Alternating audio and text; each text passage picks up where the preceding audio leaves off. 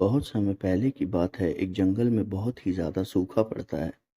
वहाँ सारे ही जानवर पानी की तलाश में इधर-उधर घूमते, मगर किसी को कहीं पर सूखे की वजह से पानी नहीं मिल रहा था। सभी जानवर प्यास के मारे मरने को हो रहे थे। उसी जंगल में एक कौवा भी रहा करता था, जो पानी की तलाश में इधर से उधर उड़ता जा रहा था। मगर पानी न मिलने पर कौवे ने सोचा कि पानी तो है नहीं, चलो अब घर वापस ही चलते हैं। पानी न मिलने पर उड़ता उड़ता कौवा थकान के मारे एक जगह आकर बैठ जाता है। और पानी न मिलने के दुख में, प्यास से मरने के डर से कौवा जोर जोर से चिल्लाने लगता है और अपना दुख जाहिर करने लगता है। थोड़ा आराम करने के बाद कौवा फिर से अपने घर की ओर उड़ना शुरू कर देता है। उड़ता उड़ता कौवा जंगल में काफी आगे तक चला जाता है। काफी आगे जाने के बाद कौवे को एक पानी का जग दिखाई देता है।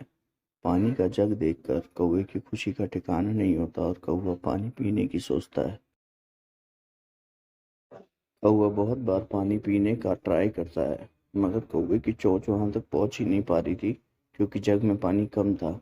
ऐसे में कौवा कुछ तरकीब लगाने की सोचता है। प्यास के कारण कौवे का दिमाग इतना ज्यादा काम नहीं कर रहा था। फिर भी वह बहुत सोचता है, और बहुत ज्यादा सोचने के बाद कौवे के दिमाग में एक आइडिया आता है। आइडिया आते के साथ ही कौवा बहुत ज्यादा खुश हो जाता है और नीचे पड़े पत्थरों को उठाकर पानी के जग में डालना शुरू कर देता है। सारे पत्थर धीरे धीरे करके कौवा पानी के जग में डालता है और उससे पानी का स्तर ऊपर आ जाता है। पानी का स्तर ऊपर आ जाने के बाद कौवा उसे देखकर बहुत ज्यादा खुश होता है और पानी पीना शुरू कर देता है। कौवा पेट भरकर अपना पानी पीता है और खुशी से वहां से उड़ता हुआ चला जाता है। इस कहानी से हमें यह सीखने को मिलता है कि परिस्थिति कैसी भी हो, अगर आप अपना दिमाग का इस्तेमाल करके शांति से काम लेंगे, तो आप हर परेशानी से बाहर निकल सकते हैं। रामपुर गांव में किशन नामक एक किसान रहा करता था, जो कि बहुत ही आलसी था। अपने आलस की वजह से वो अपने सारे खेत खलियान सब कुछ बेच चुका था। मगर अब बहुत ज़्यादा आलस के कारण बहुत गरीबी आ गई थी। गरीबी के कारण स्थिति इतनी खराब हो गई थी कि अब किशन की बीवी को भी बाहर काम करने के लिए जाना पड़ता था। और इससे किशन की बीवी बहुत दुखी रहती थी कि वह काम करती है और किशन सारा दिन सोता रहता है। एक दिन किशन की बीवी जब काम करके घर आती है, तो देखती है किशन सो रहा होता है।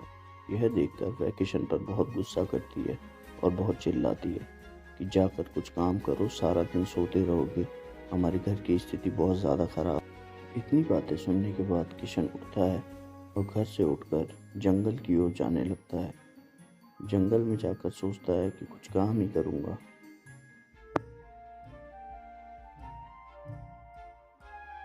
चलता चलता किशन जंगल के बहुत अंदर तक आ जाता है। वह बहुत समय के बाद जंगल में आया था, तो जंगल को अच्छे से चारों ओर से देख रहा था और सोच रहा था कि क्या काम कर सकता हूँ ताकि कुछ पैसे कमाए जा सके। जंगल में थोड़ा आगे जाने के बाद किशन को एक अच्छा पेड़ दिखाई देता है। वह आओ न ताओ देखकर वहाँ जाकर सो जाता है। सोचता है कि थोड़ा आराम कर लेता हूँ, उसके बाद ही कुछ काम किया जाएगा। जिस समय किशन पेड़ के नीचे सो रहा होता है, वहीं से एक साधु निकलता है। किशन को सोता देख साधु घबरा कर रुक जाता है, कहीं से कुछ हो तो नहीं गया। साधु के आवाज़ देने पर किशन फट से उठ खड़ा होता है। साधु के पूछने पर किशन अपने आलस की सारी बातें उसे बताता है। तब साधु उसे कुछ ज्ञान की बातें बताता है। जब किशन साधु के पूछे जाने पर अपनी आर्थिक स्थिति के बारे में साधु को बताता है, तो साधु कहता है, तुम मेहनत करो, परिश्रम करो, मेरा आशीर्वाद तुम्हारे साथ है, तुम्हारी सभी गरीबी दूर हो जाएगी। साधु के समझाने के बाद साधु अपनी राह पर दूसरी ओर चल देता है और किशन भी कुल्हाड़ी उठाकर लकड़ी काटने के लिए जंगल में एक ओर चल देता है। अब किशन जंगल में थोड़ा आगे की ओर आकर लकड़ियाँ काटना शुरू कर देता है और कुछ ही समय में मेहनत से लकड़ियाँ काट काट कर वो बहुत सारी लकड़ियाँ इकट्ठी कर लेता है।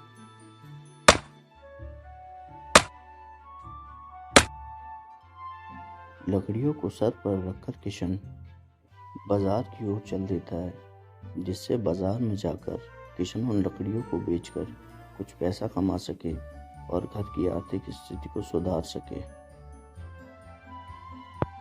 इतनी मेहनत करने के बाद किशन मन ही मन बहुत ज़्यादा खुश था। बाजार पहुंचते ही किशन अच्छे दामों में लोगों को लकड़ियाँ बेच देता है और मन ही मन सोचता है कि अब मैं रोज़ बाजार आकर लकड़ियाँ बेचा करूँगा। लकड़ियाँ बेचकर किशन खुशी खुशी पैसे हाथ में रख के अपने घर की ओर जाने लगता है। जैसे ही किशन घर के पास पहुंचता है, उसके दिमाग में आता है कि ये खुशखबरी मैं बीवी को दूंगा तो वो बहुत खुश होगी और हमारे घर की आर्थिक स्थिति भी सुधर जाएगी। किशन को मुस्कुराता देख उसकी बीवी उससे मुस्कुराने की वजह पूछती है, तो किशन उसे बताता है कि मैं लकड़ी बेच के आया हूँ और अब हमारी गरीबी के दिन दूर हो जाएंगे। ये सुनकर उसकी बीवी खुशी के मारे नाचने लगती है। एक जंगल में कालू कौआ रहा करता था। वह बहुत ही गुस्से वाला था। वह हर छोटी बात पे बिना वजह अपने बेटे को मारा करता था। एक दिन कालू कौआ आकर अपनी बीवी से पूछता है अपने बेटे के लिए कि वो कहाँ है, तो उसकी बीवी बोलती है यहीं कहीं खेल रहा होगा। तभी उसका बेटा आता है और काला कौआ देखता है कि उसके पंख सारे गीले हैं, तो उससे पूछता है कि पंख कैसे गीले हुए, और इस बात पर उसको मारने लगता है। कालू कौवे का बेटा कहता है मैं तो बस पानी में खेल रहा था इसलिए पंख गीले हो गए। कालू कौवे की बीवी कौवे से कहती है कि क्यों मारते हो अपने बेटे को बिना वजह, तो कालू कौवा उसे भी डांट कर चला जाता है। कालू कौवे का बेटा अपनी माँ से कौवे की शिकायत करता है कि मेरे पापा मुझे इतना क्यों मारते हैं बिना वजह, मैं एक दिन घर छोड़कर चला जाऊंगा। दूसरी ओर टूनी चिड़िया अपने बच्चे को बहुत प्यार करती थी। वो अपने बच्चे की हर जिद पूरी करती। टूनी चिड़िया का पति भी अपने बच्चे से बहुत ज़्यादा प्यार करता था। वो जो बोलते वो उसके लिए करते। टूनी चिड़िया और उसका परिवार बच्चे के साथ बहुत ज़्यादा खुश रहा करता था।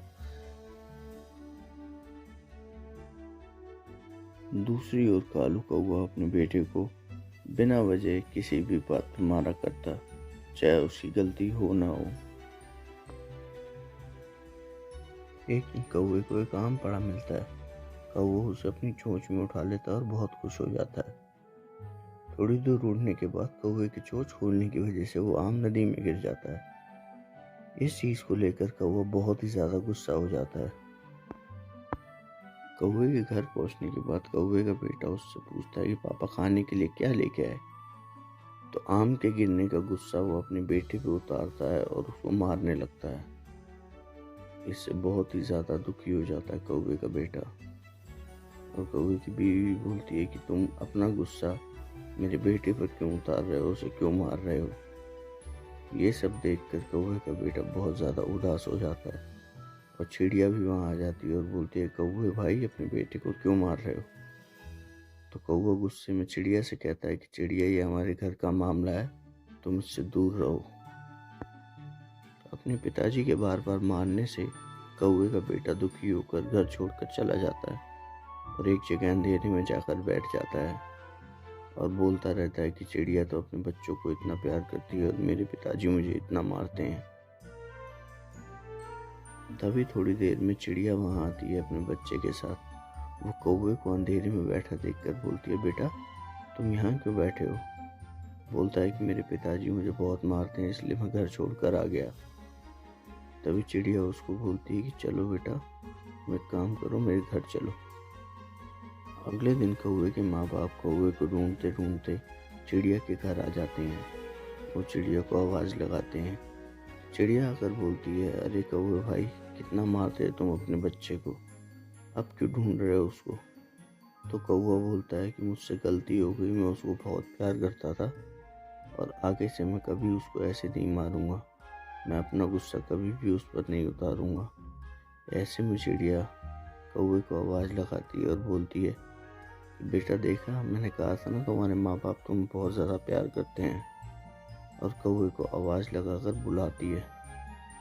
थोड़ी ही देर में कौवा भी वहाँ आ जाता है और अपनी गलती मानता है और उसके पिताजी भी अपनी गलती मानते हैं और वो खुशी खुशी रहने लगते हैं।